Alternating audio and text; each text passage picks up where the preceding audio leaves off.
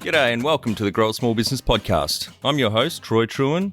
Each week, we speak with an owner who has grown a business with 5 to 30 team members to something bigger.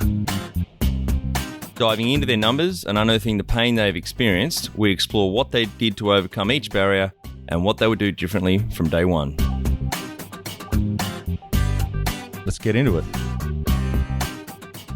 Welcome everyone. Today I'm interviewing Viv Conway, who's the co-founder at Girls Get Off and based in Bondi Beach in Sydney, Australia. So thanks for your time, Viv.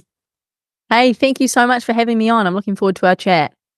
Yes, so am I. And look, I came across your business and essentially yourself in Smart Company that I'm a subscriber to, and a great offering for small business owners. And I guess your business certainly piqued my curiosity. And so I reached out to you, and here we are today. So I appreciate sparing some time to hear your story and to share that with our listeners. So to kick off, Viv, just tell us a bit about your background. Sure. So I am, like you mentioned, I'm living in Sydney. I've been here just over 2 years now.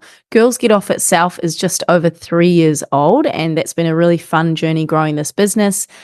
Previously, I'm sure you can tell from my voice, I'm from New Zealand, and so we started Girls Get Off while I was back there. And prior to that, I had a social media agency, and prior to that, I was working in the deer industry, and I also had a little sportswear brand. So I think there's been themes of entrepreneurship throughout my whole working career, if you like. And then Girls Get Off has really been the business that has, I would say, for, such a lot of growth that we've seen over the last 3 years. But I believe that that's as a result of all the knowledge we've gained between myself and my business partner from all the things that we've done before this. I'm sure that's not uncommon as well, where, you get to your third or fourth, and then it all kind of starts to move a lot faster, but that all makes sense, doesn't it? Yes. And I guess it's all part of the learning curve in business, right? Absolutely. So Girls Get Off being the business, which I think by its name our listeners might get a bit of an understanding of, but tell us a bit about the business and sort of it started 3 years ago and sort of, I guess, how it started and where you are today.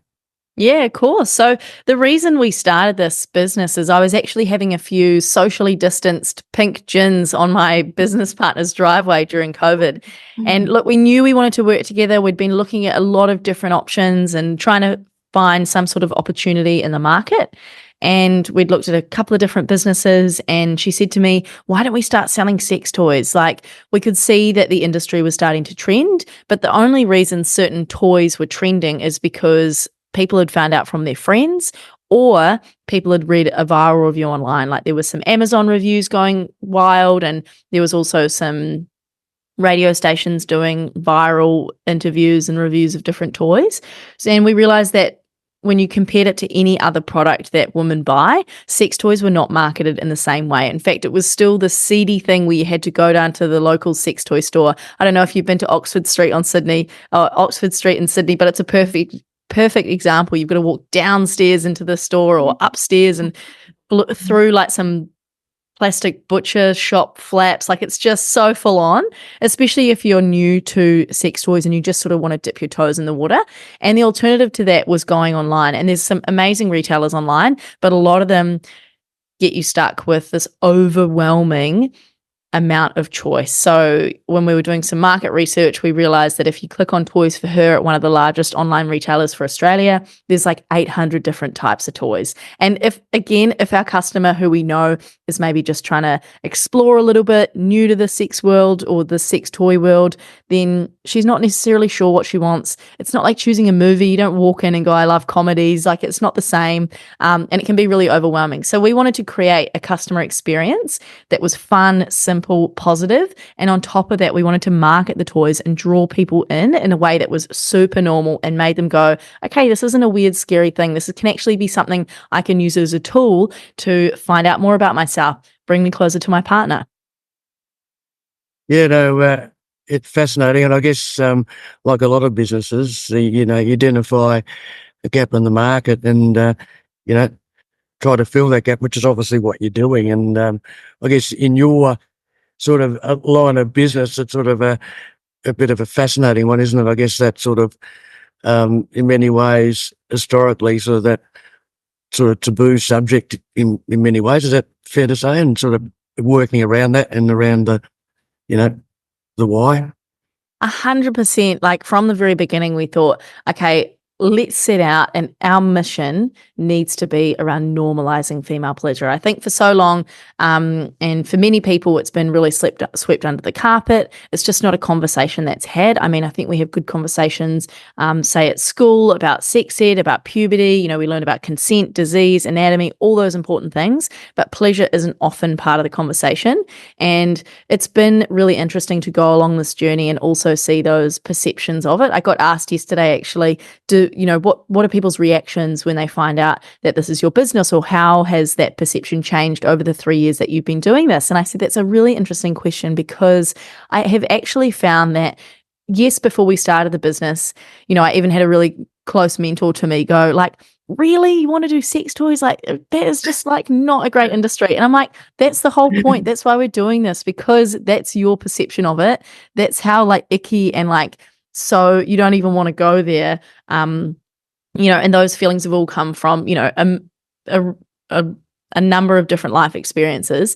And if we can take that, what has traditionally felt like icky or gross, and you just don't really know why, but it just seems a little bit weird, and then we can help you understand that that is actually part of your sexual well-being. It's super healthy. It's very normal. Then, yeah, I think initially the perception was a little bit like, oh, really? Are you going to do this? But then as people saw us market and they saw the way that we talk normally, we use a lot of humor, help make people laugh and take away those uncomfortable feelings, then all of those things work together to make people feel a lot more relaxed about the topic. And I think in turn, it becomes normal for people to talk about, and the perception of our businesses, we hope that it will be as normal as buying skincare one day. And I think we're heading in that right direction now. Yeah, no, awesome.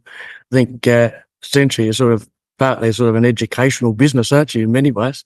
Absolutely. Yeah. And I think especially when people are actually really wanting to have this conversation, like especially in person, if I do, say, for example, I was in Orange recently at a conference, I did a talk and then I bought some toys with me to sell at the end of the show. And, the conversations I was having with people around like, oh, my husband's bought 2 of these toys for me before and I've, thrown them out. I haven't been keen, but actually now hearing you speak and realizing that this is not a big deal, I'm going to buy one and I'll take it home. He's going to be so stoked. Or just the differences in, just the way that this is presented to us can make all the difference. And yeah, it just has such a positive impact on people's lives. Yeah. So you just mentioned the male in that sort of example. So the females obviously are your target market, but having said that, where do males fit in as far as your marketing and sort of the connection there? So we actually still have a number of male customers, especially when we can see them. We used to offer gift notes and we could see all the notes that were being written to their significant others. And something we set out and we're really strong about from the very beginning is that we didn't want to come across as anti-male. So I think there's a lot of different brands in the space where it can come across as, it's women at all costs, and, one person's pleasure might come at the expense of someone else's, or we knew that there were going to be huge perceptions in this area around, if you've got the sex toy, does that mean it's a replacement? Or is this, supposed to be something that's intimidating? So what we have worked really hard to make sure our audience is aware of, keeping in mind that the majority of our audience is in a relationship, like that's our target customer. We think that sex is ice cream and these are sprinkles. Like sex is already good, and then this is just a different flavor. Like it's not a replacement. It's totally different. And in turn, it actually helps start conversations around the topic in general, and that building on that communication just makes relationships better, brings people closer together. I think the use of humor, as I mentioned, particularly in our social media, for example, we do Sunday confessions every Sunday, and people write in what they've been up to over the weekend, and we share that anonymously with our audience. And we know that for the majority of our audience who is in a relationship, they're watching these stories with their partner. So that in turn creates the space for them to say like, oh my God, look at that. They have a laugh. They go, would you try that? Like, oh my God, sending it to each other. And so it just becomes more of a community, and it becomes a place where people can like feel like they can have the conversations that they might not otherwise be having. So I think for us, understanding that A, our target customer is in a relationship, B, seeing this as like an addition, a tool, something a little bit extra you can add to your lives has been really important to us, and making sure that, for example, a lot of people at expos will say, oh, you don't need a man anymore, or, oh, this must just be for single people. And there's a lot of that. And we're really strong on saying like, that's actually not what we're going for at all. This is about bringing people together and in turn, like finding everyone more pleasure. Yeah, fascinating. That's fantastic. So how does the business make money? How does the business make money? So we sell a range of sex toys, as I've mentioned, and also accessories. So we've got about 8 or 9 different products at the moment, and we actually just launched something that I'm really excited about, which is a libido supplement. So 2 years ago, I think we asked our audience, what's the one thing that would improve your sex life? And other than people saying, if I had someone to have sex with, or if my husband did the dishes, the answers were overwhelmingly libido based. So, people's libidos change after having kids, after being in a relationship for a long time. Things change, our bodies change. So we come up with this libido supplement, which is actually at the moment one of our top selling products, which is really exciting. And then other than that, our vibrators would be the ones that sell most. We mostly do direct to customer, so e-commerce, and we are building out our wholesale channels at the moment. So you'll see us in a number of different pharmacies, adult stores, beauty salons as well, really anywhere where women feel safe and they can have that conversation about someone they trust, or about pleasure, or they feel like they can buy these products, is places where we sell well. So yeah, that safe place, as you sort of mentioned, is obviously important. Yeah, absolutely. Yeah. So you mentioned the business been over 3 years now. So happy to share how old you were when the business started. Yeah. Well, I'm 29 at the end of the month. So 3 years 26. before this. What's this? What's that? 26? Yeah, 26. 26, yeah. So there you go. Yeah. Still a young pup. Still a young pup. I know. Yeah. So have you got some key numbers you can share to show the growth of the business so far? Yeah, of course. So we hit $1 million in our first year, nicely aided by the second lockdown in New Zealand. That was really awesome for our growth and our awareness. And then at the moment, we're sitting just below $2 million revenue per year. So it's been good, steady growth over that period, and we're really happy with how that's been going. It's just a matter of continuing that. Yes, just building momentum, right? Yeah, exactly. And how many full-time equivalent staff have you got? Full-time equivalents, we're probably at 1, 2, 3, maybe 4 or 5. Yep. Yeah. Awesome. And when was the moment you felt like you had succeeded, or have you had that feeling at this point? I don't know whether I've had a moment where I feel like as a business owner, you're always trying to be better and more and more and more, and we're still like very much at the beginning stages, and there's lots we're trying to work on. I think for me, in terms of the impact, and the first time I remember being like, wow, we're onto something, this is so rewarding, was the first testimonial that we got from a woman who messaged us, and she said, this has changed my life. She said, I grew up in a really strict religious household, and this was never talked about. I've always held so much shame around masturbation, and now I've got Missy.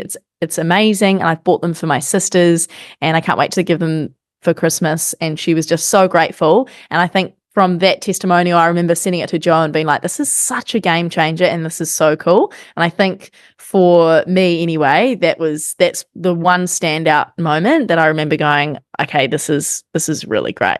Yeah. Well, it make a difference in people's lives. 100%. Yes, that's cool. So what does success look like to you? Success looks like, okay, well, at the moment, we're trying to push out into the States a lot more. Like we've still got a really large New Zealand audience and following, which is incredible, but it doesn't make sense, like New Zealand's such a small place. Well, it does make sense, but also, we've got some really big ambitions to push more further into Australia like we're already doing, and then also take on the States as well. It's just a bigger market. We know there's space for us in the market, and we reckon we can figure that out. And I think success for Joe and myself, other than expansion and getting bigger and doing more things, I think just having a business as well where you're making a difference, like I mentioned. So, that drive is there and building the community and helping lots of people and starting conversations is what's really important to us. And also, not being overly stressed was pretty key as well. Yes, very much so, yeah. So how have you funded your business so far? We have done it ourselves, and we've also had a loan as well. So we have had a loan before from Tractor Ventures based out of Melbourne, I believe. Oh, very good. And so have you had any government grants of any description? No, we have not, I don't think. No. Okay, so it might be something to consider, particularly when you're going offshore into the US. There's various sort of export grants. So I'll shoot you some details. Yeah, that'd be awesome.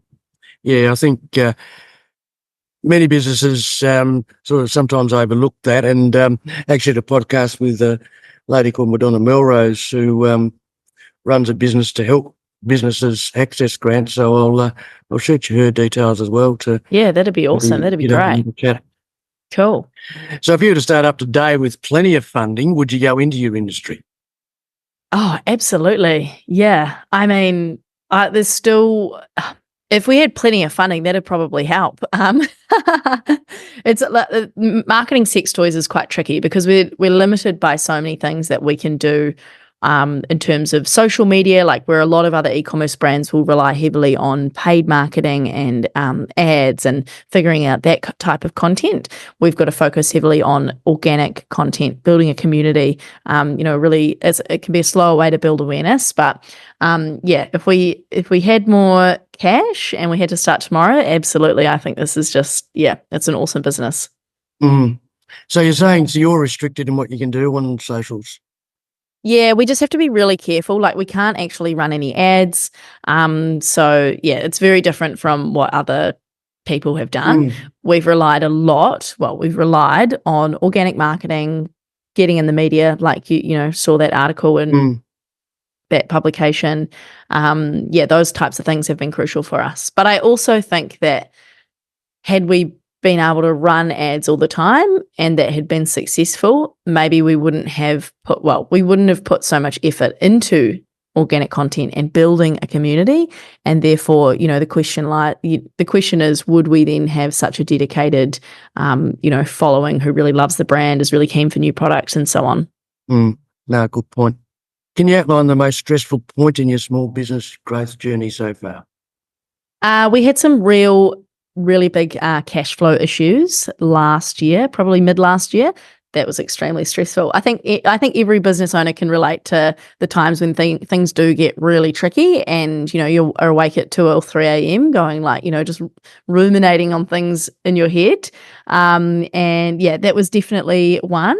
And then I think there's been the usual. We all have had things we've had to work through with different finding the right people for the team, and that's a never-ending, always something that's a moving goalposts and stuff. So all the usual stuff. But I think when it comes back to things like cash flow, that can get a little bit niggly.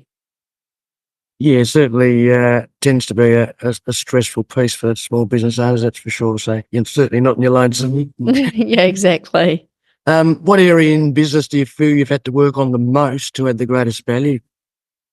Yeah, I think it probably would come back to content. Like content on social media can be quite tricky because you think you've got it down and then people want something else. At the moment we're doing a huge shift in the way that we put content out, and it's just about managing that as well and trying to get that content out while you're still doing all the other normal things you do when you're running a business. I think, improving on that and being really willing to change and test things if they're not working, or if you think you might have a different idea, that's been crucial. So what have you enjoyed the least about managing growth? Yeah, look, I think with growth, I think you could build a business and kind of chip away at things and plateau along and not have as many 2 or 3 a.m. wake ups. Maybe I'm being naive, but I think when you're going for really ambitious numbers and into markets, like, taking a lot of punts comes with spending a lot of money. You've got to figure out what works, and to do that a little bit quicker, you've just got to work a lot harder. So, I think it would be in that space. And what do you love most about growing a small business? I think the ability to create your own life. Like, I think there's been a lot of times in business where I have always been like, oh, I'll do that trip another time, or I'll wait till, give me a couple of years. And then it's been really awesome to do this business with my current business partner. She's amazing at, thinking of when to, outsource certain things, or just is also all about living your life at the same time, which has been really great, because I think in previous businesses where it's just been me, or in other situations I'm like just grafting all the time and don't take my head up as much to enjoy what's been created. So I think the best thing has been about just also being grateful for how far we've come and actually enjoying that at the same time. Yeah, no, that's fantastic. I think, building a business by design is so important, to make sure you don't lose sight of why you started it, and enjoying the ride, rather than, as you said, head down, bum down, head up, and just you lose focus of your own life. 100%. And like, we all get into business because we think we want to, work for ourselves and do what we want. And look, there is a lot of that. But at the same time, if you become chained to your business and it's actually becomes super stressful, like, man, it's a hard place to be in there. And I've been in that place. And it's good to appreciate that you're allowed to give yourself breaks and you're allowed to go and do the trip, or, because if you don't, you'll end up burning out. And that's just not productive. Yeah, that's a good point. You just got to give yourself permission to do these things. 100%. Funny as that sounds.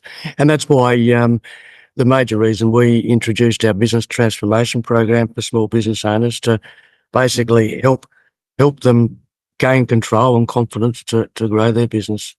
100%. So what's been the biggest mindset shift for you in your small business growth journey? I think the biggest mindset shift has been, I think moving to Australia has been really good for this. Like, living in New Zealand, it's very much a small town mindset in terms of what's a good example? Even working with different, some different contractors in Australia compared to like when I had, more of a service-based business, and how like relaxed that was because there's no competition.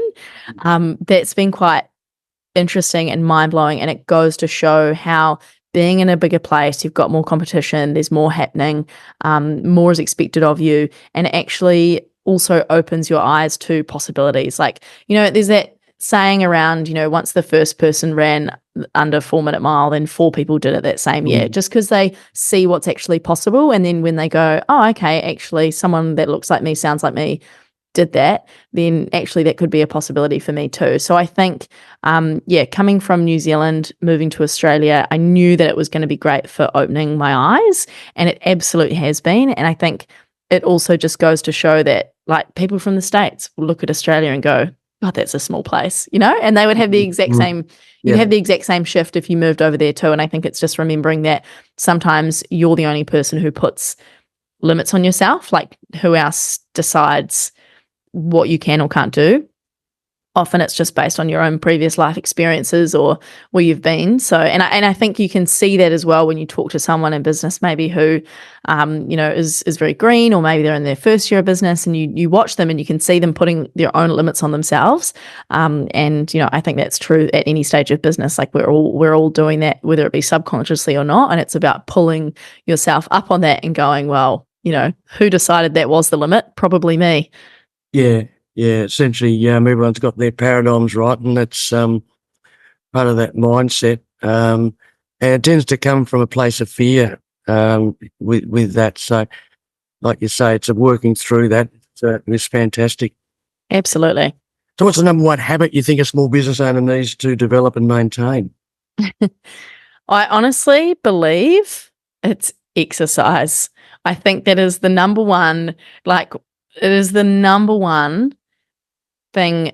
We talked about stress earlier. That is my number one most important. Okay, probably sleeping better would probably be the number one, but I think sleeping and exercise are like two of the most important things that any small business owner needs to be aware of. I mean, there's eating good in there too, but for me, sleeping well and exercise are huge, especially for me personally in the morning. Even if I just go for a half-hour walk before I start my day, the difference to my day is night and day in terms of alertness, what's going on, getting the ball rolling, jump in the shower, then you're getting ready and then you're off to the office versus just waking up and then moseying on with your day. So yeah, I think they're super important. Like you can't just run a small business like you can't just like show up and do a little bit of work. Like you might be able to get away with working for someone else. Like you've really got to put the effort in, and you've got to be in a good mental space to be able to do that.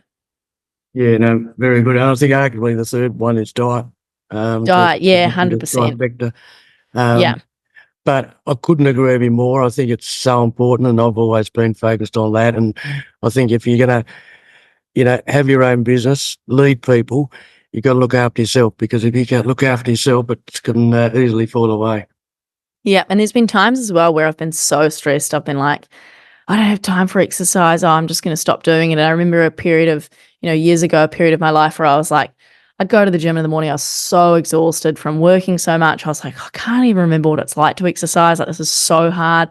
I'd go there. Sometimes I would turn up at the gym and be like, I'm just going to sit in the sauna. Like I was just so burnt out. And it just was a reminder of actually exercise is an energy giver, and it should take priority, and you should carve out time in your day to do it, because it will make you faster at everything else.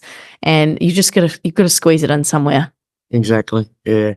It frustrates the shit at me when people say I don't have time for that. Like, we've all got the same time, right? It's half an hour. Like you can do it 100%. Yeah. Jump over to growasmallbusiness.com and leave your details to get a short 2-minute email I send on Fridays to help small business owners like you become better leaders. I include some reading or professional development resources I've discovered in the last week. So can you talk a little bit about how you've added people to the team, sort of some wins, mistakes, advice to those listening? Yeah, sure. I think we started out with a hiss and a roar. We initially hired a lot of people because we thought, oh, this will be great. We need to do YouTube. We'll get someone in to do that. Of course, we picked someone who we just thought they had the right vibe, and we didn't really know what we wanted. So how are they supposed to know how to do, if we haven't given clear instructions? So yeah, we've gone through a huge number of learning curves with staff. I think a couple of the, it's really basic stuff, but just having understanding exactly what you want from the person before you bring them on board, and what you want them to do. And that's in a micro sense as well, in terms of daily, in terms of task by task, if you need help with something. And I think that on top of that, understanding that people don't have the same motivations as you do, because you're probably quite a self-starter, and really you're a go-getter, and you're really getting after it when you're a business owner, and you can't necessarily expect someone to have the same problem-solving abilities or want to figure things out and so on. So having quite good processes that people can follow, and really clear outcomes and deliverables for what you want them to achieve. For us, that looks like a dashboard that we have at our weekly meeting, and on that's got everyone's weekly tasks that need to be ticked off, and any other projects that we're working on. So we've got oversight over what's happening and what's working and what's not in the business. I think a really good book that I read was The Coaching Habit. It was all around how you can, help people along and help them discover, solutions to the problems that that arise in work. And that's been really good. And yeah, it's just been a wild ride. We've hired lots of people. We've restructured the team a few times. I also think that we found using contractors really helpful in early stage business because your business changes so often. You know, like for example, we had someone helping us with social media influencers for, 8 months, and they were a contractor, and thank God they were, because when we decided that actually we need to change, where the budget is going for this and we need to change what we're spending our money on, we can just have that conversation and say, okay, the business doesn't need this anymore, rather than having to go through like a full restructure process and using up the time that takes. So, while employees can be cheaper and that's great, just appreciating that things can change in your business so quickly when you're so new and you're still figuring things out, that actually sometimes paying a little bit more for contractors can actually work in your favor. So what are some things you'd recommend to building, as we call it, a sustainable and kick-ass culture to help with growth? I think that values are quite important, and I think with your initial onboarding, really helping people understand from day dot why you started the business. What are they helping to build in terms of your mission, what those values are and how that feeds into it, where you're headed, so they feel a part of the journey. I think that's really important to do from the get-go. And then I also think that you have to, remember that you're the leader too. So just whether that be bringing the energy but being authentic, or just remembering that that's actually part of your job. I think you go from just like having a job and then you've got staff, but for us it was like, you actually have to realize part of your day now is actually managing those staff. It's not just like you have your full job and then they have their full job and they know what they're doing. You've got to allow for that. Yeah, that's a good point. I think if you're managing people, you've got to invest in that part of your role. Yeah, that's so true. And it's not necessarily easy, right? So, investing time and energy is so important. Mm. So you've mentioned around your health and well-being is a big part of how you handle balance. Which is always a challenge with small business owners. So is there anything else in that sort of context that helps you handle the balance? I took some time off drinking last year, and I actually found that wasn't for me. I was like, I did 3 months off and I was like, do you know what? I was like, nah, I know that it works for some people, but I was like, nah, I actually really enjoy going out with my friends sometimes. And that's actually, I think that, while alcohol might be poison, that has far greater mental health benefits for me to have a bit of a blowout and a good time. And whether or not that's a very healthy coping mechanism, I just think that is also for me great. And like within reason, like I'm not getting wasted every weekend, but I just think that, when I was on the drinking break, I was like, this is kind of boring. I'm like, I know I've done heaps of running and I'm actually not really resting at all, because I'm the kind of person, I'm like, oh, well, I'm not going out. I'll go to bed at 8:30 like I normally do then, and I'll get up in the morning and I'll go for a run, I'll go for a swim, I'll go the whole day. So I'll go for another walk with another friend. And then sometimes it's actually good to just like chill out, relax and have a blowout. I think that's also that's one of my learnings. It's funny you say that, because I did the same last year and I was exactly like you. Yeah, I was like, actually, why? Yeah. Because I actually enjoy, again, not to get wasted, but just I enjoy my whiskies and red wine. Yeah. And, It's fun. Yeah, it's part of the balance, and, try not to tip over the edge, so to speak. So Totally. Yeah, no, I get it. How much professional development have you invested in yourself? So much. Yeah, so much. Good to hear. Yeah, I think I think I read my first Tony Robbins book so many years ago, and just was such a sponge to anything I could get my hands on in terms of learning more about people, understanding how you can change your mindset so you can create those own possibilities in your mind. I mean, I've done things like Vipassana, which is a silent meditation retreat. I've done Landmark, which is another well-known sort of it would be a personal development course. So I've done a number of different things over the years, and I think you always get different learnings from them. One thing that I often do now is I don't consume so much content as I used to. But I do here and there quite a lot of physical challenges. So I also know about myself that if I can do hard things, it's actually, I get a lot of satisfaction out of them, even though sometimes there's a bit of a love-hate relationship with, say, the marathon I did in March. It's like, I know that it's going to be really challenging. It's quite hard, but it's like a love-hate. Like I love it at the same time. It's heaps of fun, that like feeling of accomplishment afterwards, and all the good things that come from that too. So yeah, I would say that I'm always, getting bits of content here and there, but I don't do as much as I used to. But with that said, there are other things I do to mentally keep myself in check and always make sure that I'm developing in different ways. Yeah, no, awesome. And do you roll out professional development to your team in any way? We actually don't. No, we don't do as much with the team. That's probably something that we could be better at. No one's signing up for any running events with me, that's for sure. But no, we haven't looked at that at all. Okay. So have you had mentors or coaches along the way so far? Yeah, for sure. Yeah. We've had different mentors for different things. Like, look, I'm a huge fan and, figuring out some kind of shortcut. And, we've had people for finance. We've had, general e-commerce mentors. We've had sex toy industry specific mentors. And I think the biggest thing for me is just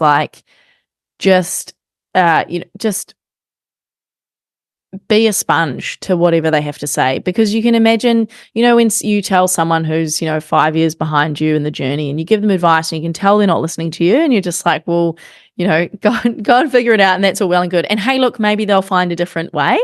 But the chances are, if you're asking them about something like HR, how to deal with a person, or, what sex toys are going to sell well, or what is, how shall I work out my cash flow, or all these things, like for a lot of them, there are just certain rules or certain things that you can save yourself a hell of a lot of time and effort by just doing what someone says and, taking on board their information.